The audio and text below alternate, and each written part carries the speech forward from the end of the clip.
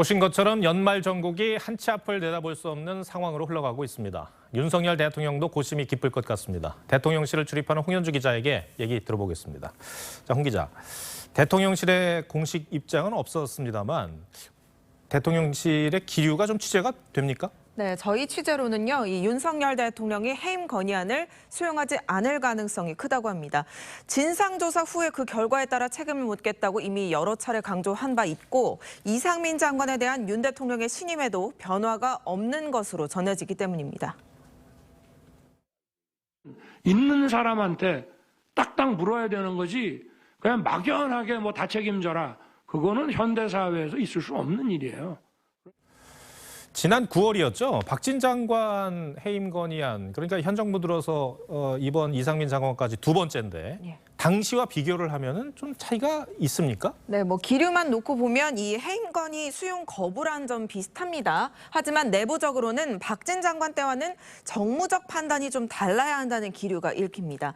박진 장관 건은 정치 공세적 측면이 있던 반면 이상민 장관 건의 경우 159명의 사망자를 낸 이태원 참사와 관련이 있기 때문에 특수본의 수사 결과가 나오지 않은 만큼 더 조심스럽게 접근해야 한다는 겁니다.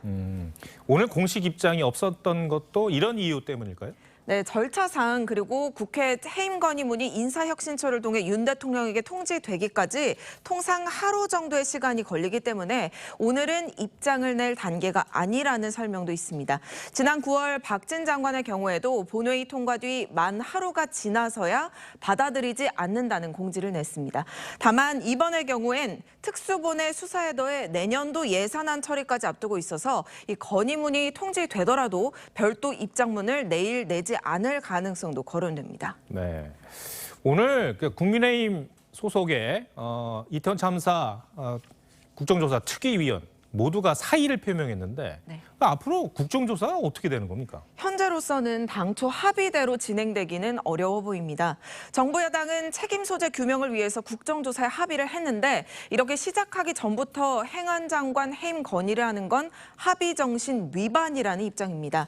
하지만 관련법상 이미 절차에 돌입한 만큼 국민의힘이 보이콧을 하더라도 민주당 단독으로 진행할 가능성이 높습니다.